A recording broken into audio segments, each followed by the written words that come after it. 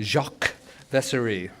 So, and I've actually known Jacques since I first came to Maine and was invited to a woodworkers lunch somewhere in Pownell or something like that, and that was in 1992, I think, 1991, so a long time ago. And the disgusting thing is he hasn't aged at all. So, anyway, I have a long introduction for him. I'll try to race through it because he's a total Renaissance guy, and so So since the age of 3, he has had a Renaissance life. His last art class was in the 7th grade, but he spent most of his high school in the industrial arts wing. And in 1 year, he received 22 awards at the North Jersey Student Craftsman's Fair. Good. After high school, he joined the U.S. Navy. In addition to being the quartermaster, he was also the ship's photographer, unofficial ship's artist, illustrator, on a nuclear submarine, the USS George Washington, which is interesting because it comes into play later. He was based in Honolulu. After the Navy, he became the first Zamboni driver in Honolulu, in Hawaii, or the only Zamboni driver, I'm sorry. He started carving scrimshaw in Hawaii, and then he returned to the East Coast, Cape Cod, New Jersey, and then to Maine. In 1991, he and his wife, Minda, moved to Maine for her family practice, and he kind of played the part of the full-time dad, and he became a part-time artist, woodworker, gallery owner, etc. He's just multi-talented. And in 1998, and so when I knew him, he was doing wood turning and furniture and stuff, but in 1998, he started doing these textural sculpted works in wood. And so he's been on like a rocket ever since. He's been recognized on a national level, and since then he's created an amazing body of work that he's going to show us some of tonight. So I want to quote somebody else who's much more articulate than I am. Deborah Weisgau for Maine Magazine wrote, "Jacques Vesery's objects exist somewhere between utility and fantasy, between the real world and a place where wonder is the purpose of all things. Turner and carver, sculptor and painter, craftsman and artist, what Vesery is fits no definition. What he does is this: he fashions wood into tangible marvels, luminous containers of his spirit." So his finely detailed work invites you to take a journey into a fantastic world of his imagination. So please welcome Jacques Vesery.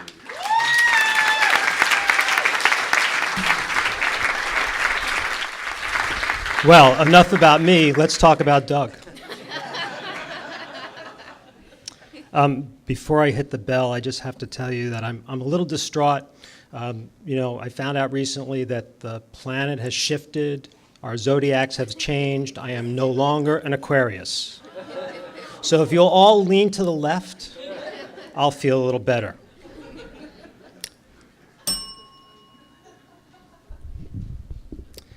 What I'm going to talk about is not really the work, but sort of the threads and the connections to the work and to my life. Doug has mentioned many of those things, but to me it's very important that you see the challenges, the evolution, and the inspiration that goes into the work that I do. A lot of that connects to certain things, mentioning that I'm an Aquarius. I've always lived near the ocean, New Jersey, Hawaii, Cape Cod, here. I am born under the sign of Aquarius. So there's a lot of things in my life that connect to the forms that I like to do, things that relate to the sea. I lived underwater for a year and a half. I mean, if that's not a connection, what is? The challenges become those times when I'm asked to do something that I wouldn't have thought of doing. So creating something out of utility that may not relate to the sculptural objects that I normally do. The challenge opens new doors so that I can do different things. I'm always up for a challenge. But I try to base all the challenges and all the things on classic forms, something that shows the test of time. So even the sea forms are based on a classic utilitarian form. with negative space created to make it more sculptural than utilitarian.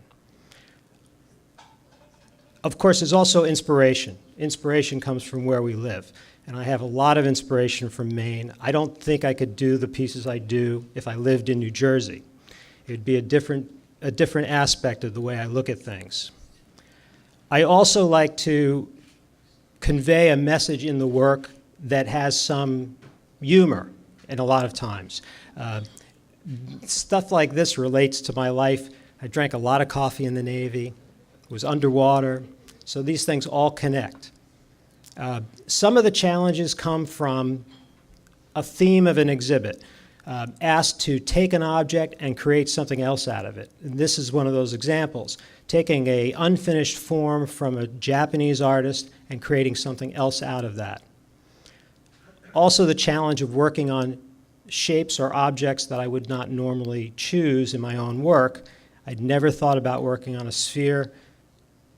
An exhibit with a theme of working on an object that was round allowed me to create a whole new body of work called the Diversity in the Round series. It's endless. You can go forever on a 3-inch ball. You can do so many different things with that one object. And the other things that are important to me are, I think, obvious color, texture, the way those things marry to a form, the way it creates an illusion of reality. So looking at an object that you may think is a useless leather teapot made of wood, it's creating that illusion. It tricks your mind to think that it really is a leather teapot. So some of those things connect as threads in not only the work, but also to the way I live. And I do put a little piece of my soul in each piece that I make.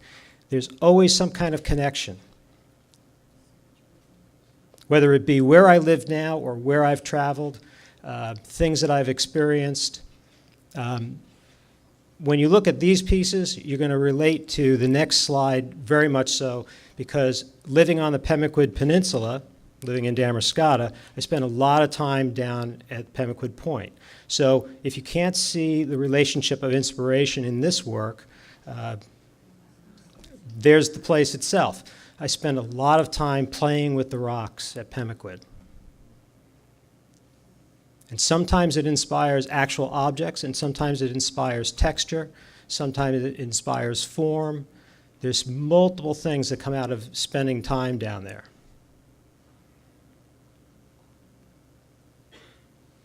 Also, the colors that we see around here in Maine are like no other place. The color in the stone, the color in the water. These are all part of the inspiration of what I put into a piece. Also, a relationship of sea and air. I like to combine the two to create one. They're always so close together, and it makes sense to put them together. So again, that illusion of reality, to take something that doesn't belong on a sea form, let's say. I take an object that you may think is a seashell or a spoon, something of utility, adding a texture and a color that makes it look like it grew that way. So it marries the two objects together, the texture and the form. That's the most important thing to me. Now, from some of these challenges, like the spoon, it's created another body of work. And this is a new series of pieces that are called the Sacred Spoons of the Pemaquid Rock People. Now, because of things like titles and making things that look old, there's a legend that goes with these spoons. These spoons were actually dug up out of a cranberry bog on our peninsula. They've been carbon dated to those dates, 3,000 to 5,000 years old. They've been restored by the archaeologist. And I go on and on with this story, and there's always a friend of mine that listens to this and says, well, I don't know where that cranberry bog is. Where did you find these? Another thread. This is something that Doug mentioned. This is a piece that I was asked to co-curate an exhibit on pieces made from woods of historical value. This is a piece that is made from woods from George Washington. I was on the USS George Washington. I went to George Washington Elementary School. All these things are threads in my life that connect the work. If you fell asleep during this presentation, I put all the slides on my website so you can look at them tomorrow. Thank you.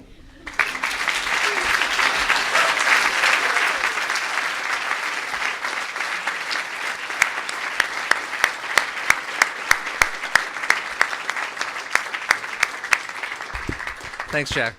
That is one of the things that you don't get from seeing. I mean, that last piece, the George Washington piece, is about that big, and it's the detail, and it's just his stuff is so exquisite. I hope you get a chance to see some of it in person because it's just amazing.